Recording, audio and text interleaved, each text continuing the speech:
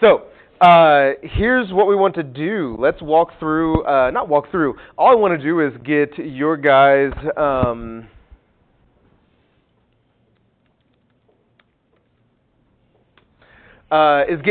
thoughts on some of these to try to help introduce to you this, yeah, it's on. He is. He just said he was here. He said hola in the chat. Yeah? I know. He's just got a really bad cold. Huh? All right, Abby says hi. Yeah. That is true. Which shows that like the mask is not impenetrable. Maybe. I had to change my mask after a couple days. Okay. But I want to talk about this. The point of why I want to talk about this will be clear in a second. But let's go through a couple of these, right? That have kind of pre-picked, and yeah, we'll see. So let's start with this. Number one, what is your idea of perfect happiness? So what did you guys say? What is your idea of perfect happiness? Yeah. No pain or stress. Perfect happiness is a pain-free life and a stress-free life. Okay, cool. 11:45. All right. Okay. What else? Yeah, Nate. I just did basically retiring. Just living with your wife and just chilling. All right. So what happens? I'm not trying to be contrarian, but just trying to think about that. So what happens if you don't get married? Or your wife passes away, right? Kind of lifestyle. You're just done. You've done your work and now you can rest. Yeah? That's what I mean. Just when you're past all that, you just get to chill. That's interesting. So then how come, I guess, I don't expect you to answer this question, but I think it's really significant, is then how come there are, when people retire, depression goes up significantly, exponentially? That's why I said I don't want you to answer. That's why it's rhetorical, right? But I think that's an interesting point. Is for happiness for you is just retirement. I've done my work and now I can relax. But for a lot of people, it's you're what, 18 and already burned out? But for a lot of people, retirement is a hell for them. Because depression then is it comes on and now it just overtakes people who are in retirement. Which is interesting. Yeah, that's good though. What else? What is your perfect idea of happiness? Me? Oh, that's sweet, John. Thank you. What is yours, John? You didn't write that down? Okay. There are a couple of people in the last class who didn't write it down but had answers for the other ones. There are some questions on here that are kind of tricky and hard to think about, and you can't really do the Rorschach. Huh? Okay.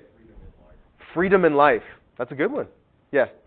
I don't think you can ever, there isn't perfect happiness because stop. You know what I'm say about it? Stop. If you don't have the pain and suffering, you can't have the other aspects of getting through it and stuff. And if you're clueless in life, you're not actually happy. That's a really good point. So are you saying happiness isn't possible, or are you saying happiness is something else?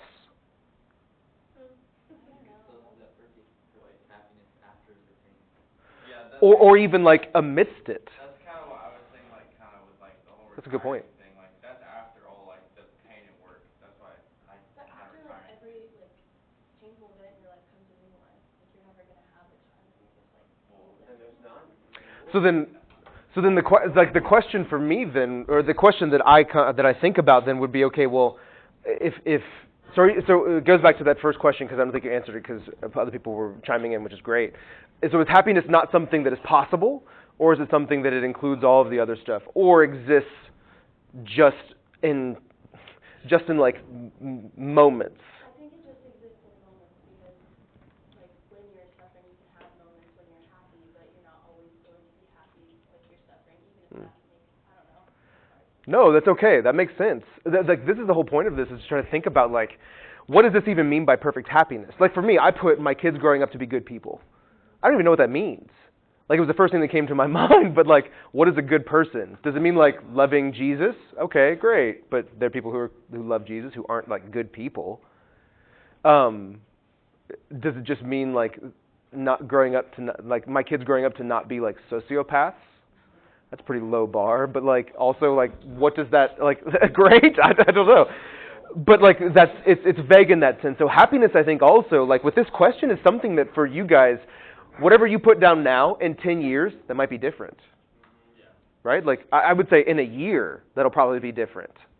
Or at least it should be. Well then that's okay. Yeah. That's another point, but that's a great one. We'll get to it in a second. Okay, number 8. What do you consider the most overrated virtue? Remember, virtue is like the fruits of the Spirit, right? Peace, patience, kindness, gentleness, goodness, all of that. What do you think is the most overrated virtue? Think about it this way. When parents tell their kids, hey, do this, like, hey, be patient. Hey, be brave, be confident, whatever that might be. What of those things do you think are the most overrated thing to tell kids that they need to be? Maybe that's another way of kind of presenting this question. What do you think? I wrote down patience. Patience is always a virtue that I'm like, I don't need to have this. Though I tell my kids to be patient all the time. There's only so many times I can hear like dad or mommy like 5 times in a row before I'm like, and head just explodes. So it's, be patient. But in reality, like, I don't care about people being patient. I don't care to be patient. Like, I want things done efficiently, right? Whether that's right or wrong, that's not the point. At least right now. What do you guys think? So Nate, you wrote down patience? Yeah. What is an overrated thing that we tell our kids that we need to be?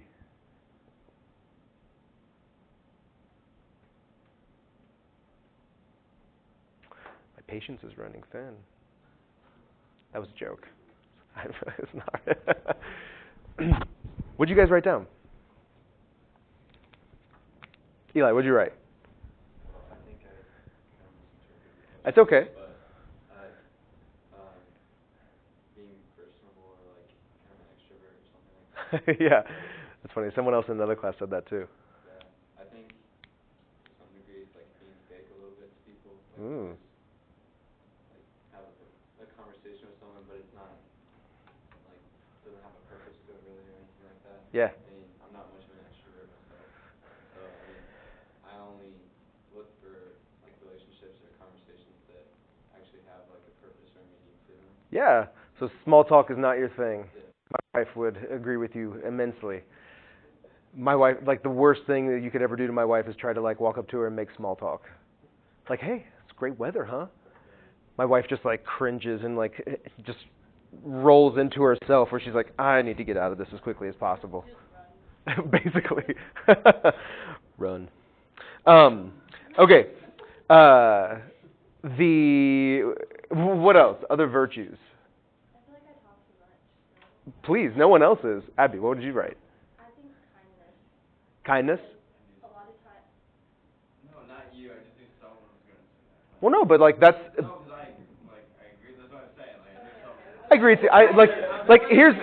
Here's the thing too is that when we say overrated, we don't mean something that you shouldn't be. Like I think people should be patient, but overrated is something that is emphasized by so many people, and you're like, oh, we just emphasize that too much. Like it's not that it's not important. Yeah. So why kindness? I think because a lot of times when you trust somebody too kind, they turn into a pushover. And like you can be kind at the same time if someone's not acting the way you want them to act, you need to set them in line. Oh, you need to set them in line.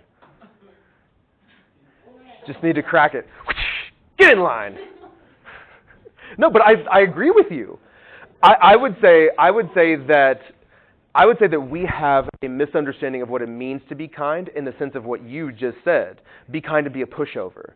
Whereas to be kind is actually to set people in line, is to be critical, is to be encouraging, sometimes by means of pointing out our flaws. I would say we need to redefine what kindness means. I would say we need to redefine what kindness means. But I agree with you. Kindness can be overemphasized. Like I grew up in the generation where my dad and my mom would always say, okay, just be kind to everyone. Okay, great. And then my dad would say, if anyone, never start a fight, but if anyone starts a fight with you, you got to finish it. I disagree with that wholeheartedly now. But that's personally me. But that's what my dad always told me because I realized that like finishing a fight never actually did anything good for me, even though I would never start one. So, I mean, it was like elementary school, right? So like, that's true. Yeah, I was never a fighter, which is terrible given my last name. Like, I feel like someone else should deserve like my last name because I'm not a fighter. Yeah, but I think that's an important one to think through.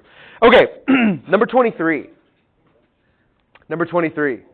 What do you consider to be the lowest, or what do you regard as the lowest depth of misery?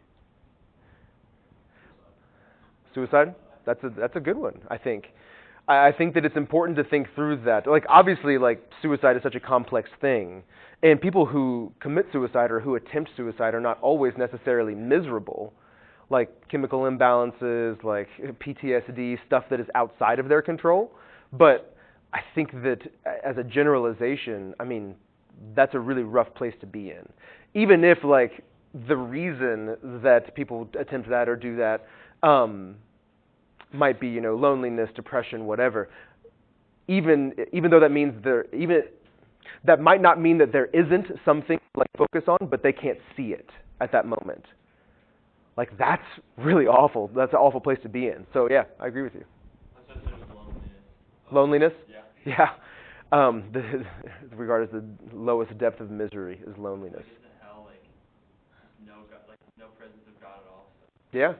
No presence of God. I mean, it's being left to your own devices without anyone around you.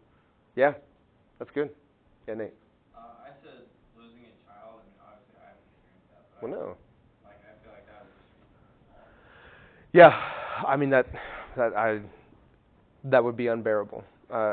Yeah, absolutely. For me, I wrote gossiping about others as the lowest depths. The lowest. I keep lowest. I sound like I have a lisp. The lowest depth of misery, because it shows that like you are so afraid or fearful or insecure about yourself that you want to bring others down to your level so that you could bring yourself above them in some way, in some perceived way. Huh? Well, no, like I'm not saying like no, but when I say like gossiping about others, like I'm not saying that I never do that. Like that's the thing is that we all do that. But it's like in those moments, I'm like, oh, like afterwards, I'm like, that is just such a miserable place to be in.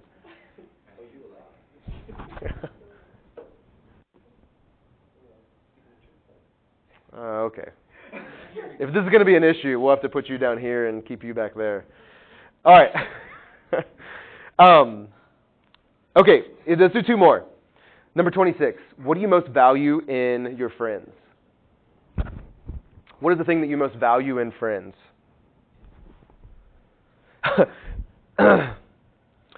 Jonathan said kindness for the most overrated virtue as well. And Jonathan said, guys, it's just a cold, don't roast me.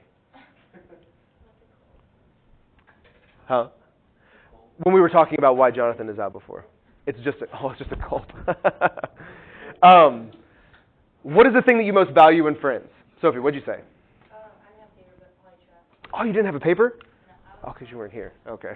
Let me give you one, just for your records. But you said trust? Yeah. Okay. Why is, just like off the top of your head then, why is trust one of the most important things in a friendship? Because I want to believe what they're saying and I want them to like be honest. Well, I guess trust and honesty. Yeah, no, that's good. What else? What is the thing that you most value in friendships? This kind of goes into the closest side about loyalty. Yeah. I think trust and loyalty are two different things. You can trust someone and not be loyal, or them not be loyal to you or you to them. In the same way that you can be loyal to someone and not trust them. I mean, that happens a lot in really toxic relationships, right? I mean, yeah. I think that's a great one, loyalty, because you want people around you who are going to be around you regardless of what you do or what it is perceived that you do. People who are yeah, I'm not going to say that because I know you sound cheesy. Yeah. I just said drama free. I don't really know if it's like a value. No, I think that it is. Why do people love drama? That's a great question. It's a shocking one. But why do people insert themselves into drama? Maybe is a better way of. It's juicy. Oh my gosh, it's juicy. Yeah. Like real life drama. Real life, scripted real life drama. Every piece of drama? You mean every piece? Oh my gosh. Okay. I think that people insert themselves into drama because they want to because they want to feel a part of it and like feel a part of something, or two, they feel like their opinion is necessary. And that's not. I'm not talking. Knowledge. So want to be the person in the know, or feel like you have something to insert into it, or feel like you have something to say about it, either to heap on or to fix. Yeah, I think it's good. What else? What do you value in friendships? Graham, what'd you say? Loyalty? All right. Okay, I wrote authenticity. So people who are real, both with themselves and to me. And that means if I do something stupid, being able to say, hey, that was dumb what you did. And then walk through it. So maybe authenticity is just humble, open-minded, kind. I don't know. Okay, last thing. This is the last one. Number 32.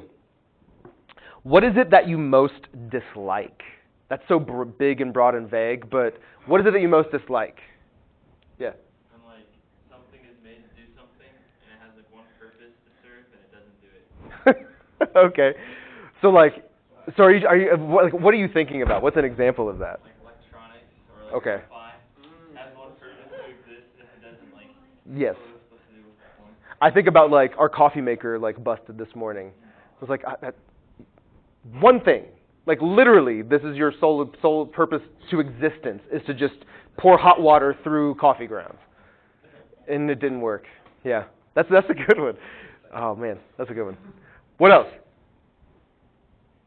John, what'd you put? What's the thing that you most dislike? Okay, Abby. Spaghetti? Why do you dislike spaghetti? Oh my gosh, so it's so awful, and whenever you go to a friend's house, it's just evening, and they're we're having spaghetti, and I'm just Oh. have to eat it, and especially, my mom makes it in a crock pot sometimes. Ooh. Why are you making spaghetti in a crock pot? It's spaghetti, It's like spaghetti soup then, because the noodles get so they're overdone and they're mushy. really don't. That's understandable. The red sauce, I love the noodles. Mm. I'll eat white sauce. Huh? Just have the noodles with Yeah. Because they mix it all together, and they don't let me have the butter noodles. That's a good point. That's a good point. Yeah. Okay, Eli, what's yours? I said stupid disagreements and fights over politics. In last period, politics was the number one thing. It was probably 80% of the class said politics. Yeah. What do you most dislike, Graham? Probably that I don't know what I want to do in the future. Okay. All right. That's good. Matthew. Oh, I said fakeness. Huh? Fakeness. Fakeness? Yeah. Sophie. Stop. Stop it. Sophie.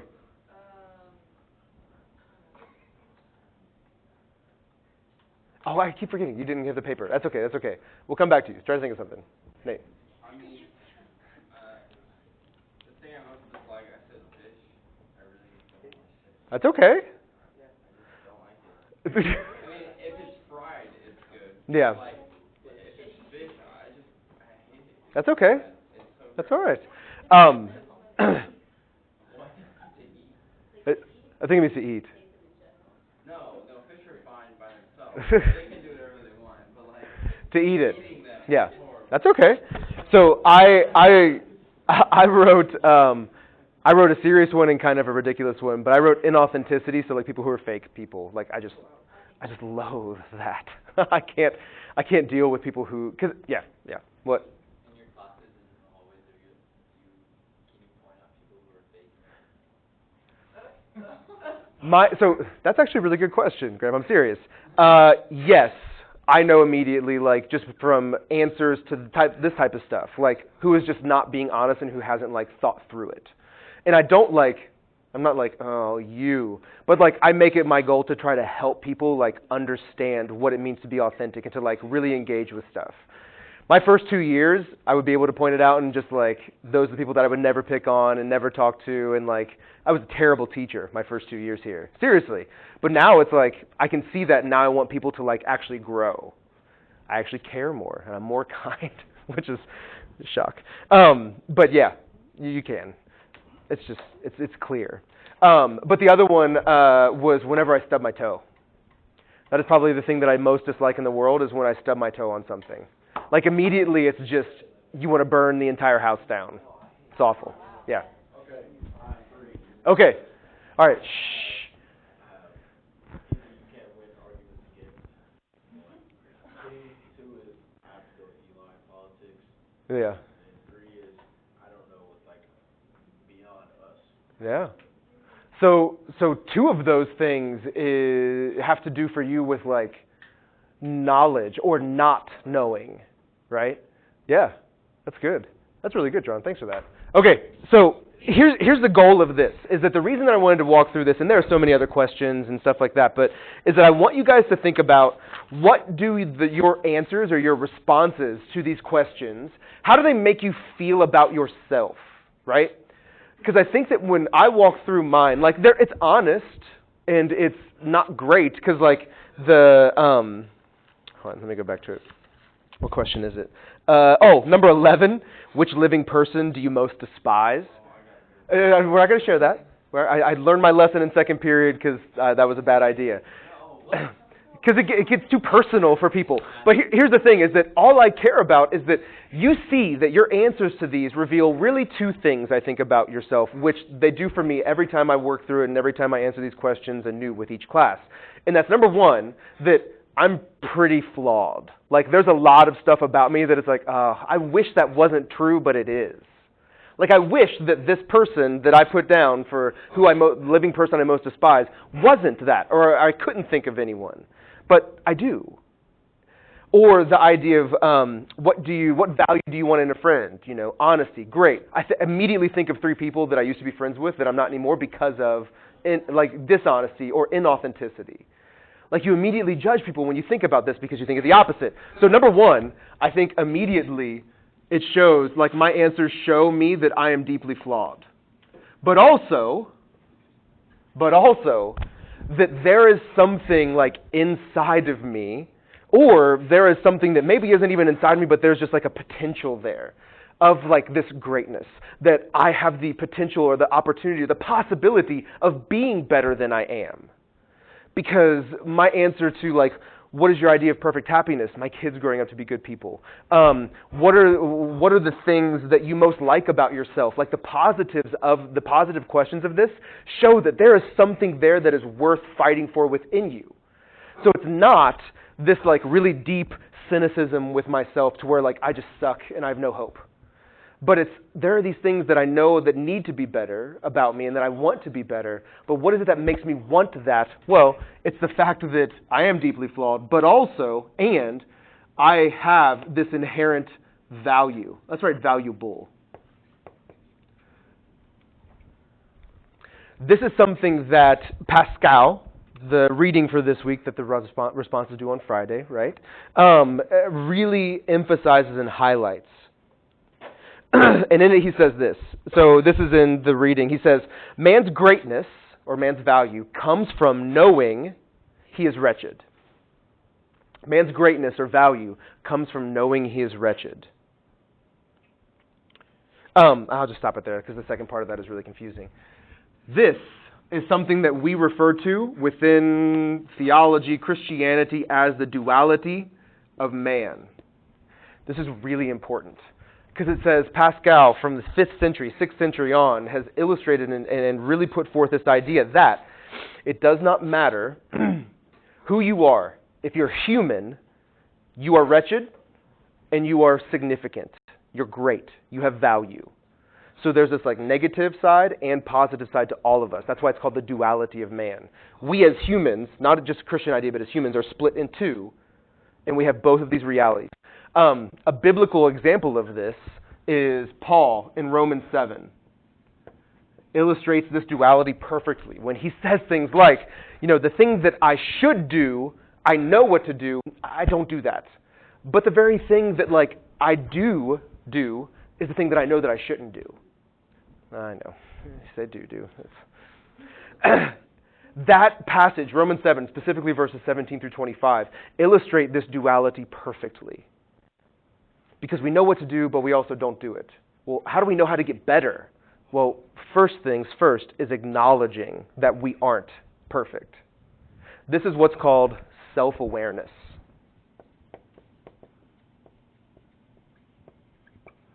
Self-awareness is the key to understanding our experience. The other word that we've used for this is selfhood, right? Is personhood, self-knowledge, what we talked about with education. The key to understanding our experience is self-awareness. Another quote from Pascal, but it's right after what you're being asked to read, says, "Man's greatness and wretchedness are so evident that the true religion must necessarily teach us that there is in man some great principle of greatness and some great principle of wretchedness." So any worldview that is worth believing, that is worth having, is going to be the one that doesn't tell you, oh, you know what, you're perfect, or you know what, you suck. But it's going to take both of those and say, you are both of these. Now, how do you move forward? That's kind of the goal of this question of what is my experience, is to not try to develop a perfect answer for that, but to try to figure out how our worldview gives us the answer to that. Here's a way of explaining this. How have you guys experienced people to be happy and unhappy? Let's start with unhappiness. Another way of putting this. What do people do when they're unhappy? Huh? Cry? Yeah? I think when you're sad. But have you ever cried when you're happy? So it's not always that, right? But I think that that's part of it. Huh? What do I keep looking at? What time we get out of here? All right. Huh? No, I keep forgetting. And so I'm worried that we're behind on time, but we're not. Yeah. What do people do when they're unhappy? What do unhappy people do? They pout. So let's say they want pity, right? Usually unhappy people seek, one of the things that I said is they seek approval from other people, right? Why is it that unhappy people seek approval? Well, I think that it's really easy response to say that they want reassurance that they're good, that they're okay. What else? What are some characteristics of unhappy people? How have you encountered unhappy people? Rude. Completely and totally uncaring of anyone other than themselves. Another example is unhappy people, misery loves company, right? Unhappy people don't encourage and bring up other people. They want to bring down everyone to their level so that other people can be unhappy just like we are. C.S. Lewis in Mere Christianity actually says that that's the lowest depth of misery for him, is when people are unhappy and they seek to bring others into their unhappiness, down to their unhappiness.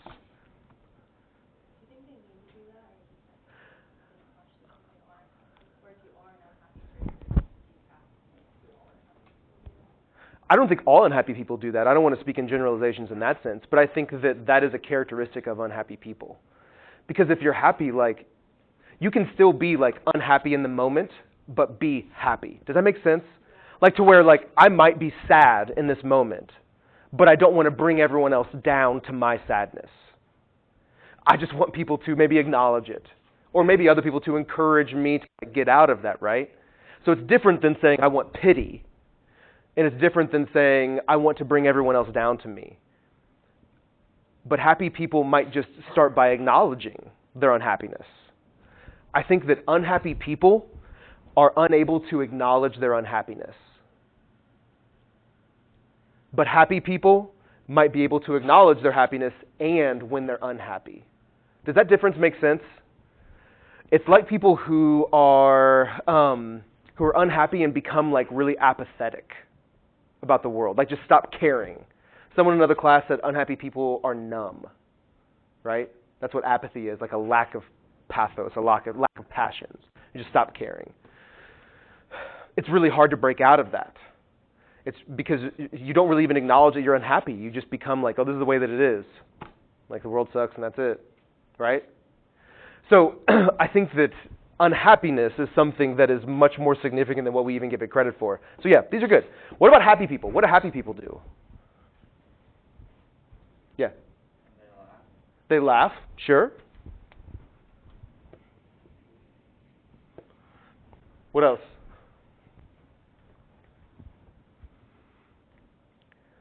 I wrote down happy people do meaningless things. Like, happy people can go on a walk and like not have to worry about where they're going, how long it is. Right? Because not that they don't care about those things, but that there are other things that are more important than worrying about getting back at a certain time, where they're going. They just are able to enjoy something, right? Unhappy people, it's impossible for unhappy people to enjoy something that's seemingly meaningless. Because everything has to serve a purpose, I would say. Yeah. I just thought, trusting, like happy people trusting. Yeah. And I would even go with what Abby was saying before. Happy people might be trusting to a fault, too. But definitely, I agree with that completely. What else? Yeah, I think so. There's like an overall healthiness to them to where I think naturally happy people who are fundamentally happy, bring other people up, even people who are unhappy. But the irony is that people who are unhappy might find those happy people annoying, right, to start. But then it becomes like infectious, I think. It's getting into another place, but yeah. So the reason that I wanted to go through all of this is to show how this like wretchedness and greatness, that Pascal quote of like, we have to be able to have a worldview that addresses both of these, is one that the Christian worldview does. It addresses both of them because the Christian worldview says we are sinful or wretched, but also we are deeply, deeply valuable and significant, not just in God's eyes, but in our own as well. Now, this leads us into the human experience. Everything that we've talked about, the answer to the questions, what makes unhappy and happy people, are all an aspect of this. The human experience defined is this. It's really easy. Our daily experiences. What makes us joyful? What makes or the joy that we experience, the frustration, the annoyance, the anger, the sadness, all of these different things. That is the human experience. It's not just a Christian thing. It's every human experience is this. Now, why is this important? Well, because when we think about the duality of man and this idea with the human experience, one thing comes up that is really clear. That when we don't acknowledge, or when we can't acknowledge that we're unhappy, right? Unhappy people, I would also say, are anxious, naturally. Happy people are anxious, for sure, but their anxiety looks different. Let me give this quote real quick. So this is from Christian Wyman. He says, there is a distinction to be made between the anxiety of daily existence, like our day-to-day worries, which we rarely mention, our day-to-day worries, which turn us into dithering, distracted creatures. Daily anxieties cause us to not worry about those anxieties, those things, and to focus on something else, distract ourselves, right?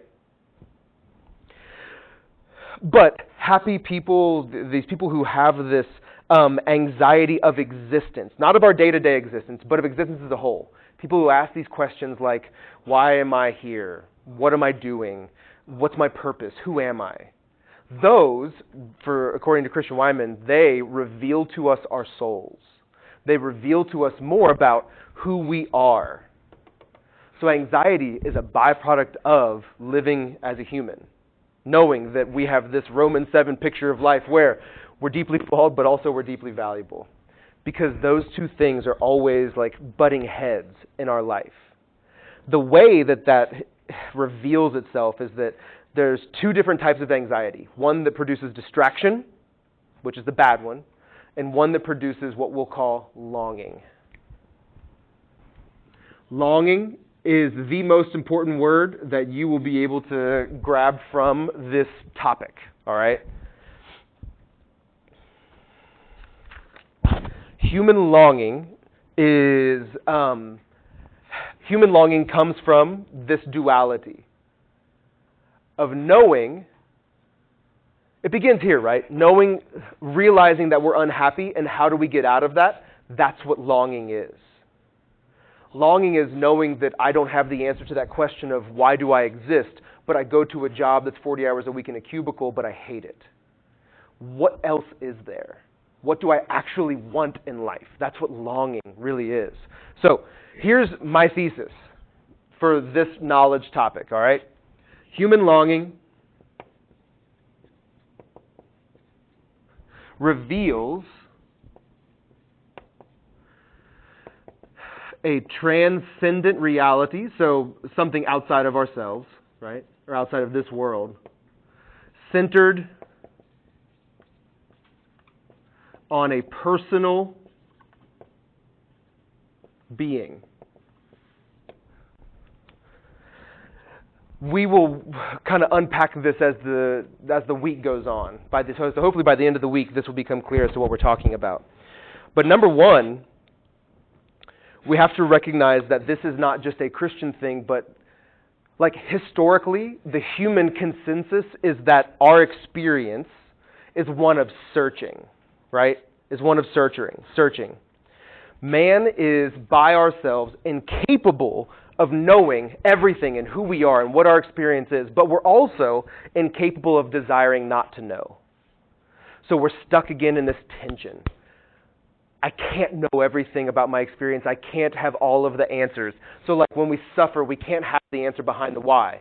But we also can't not desire to know why. Do you see the difficulty there? That is what is called longing. St. Augustine, and we'll end with this. St. Augustine has this really great quote to begin Confessions, where he says, I'm going to put it over here, but it fits with the idea of longing, where he says, it's through encountering his experience. So like Confessions for Augustine is his like autobiography. It's a spiritual memoir. And he says, that's a bad one. Our hearts are restless, O God. So the question is not, the question for right now is not what are we searching for, but it is why are we searching? So man is searching. What we're going to get to in the coming days is what are they searching for? That's the big question. So our hearts are restless, O God, until what? The end of this quote will be really significant for what we're actually getting at. Yeah, we're good. So the goal of all of this searching, what we've talked about before, deep sustainable joy, selfhood, this.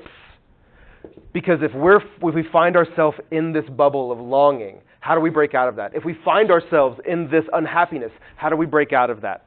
That is the big question. Okay? Cool. Thanks, guys. And 30 seconds early. Do you want us to turn these in? Nope. I walked around and saw that all of you had answered most of them, so that was my goal.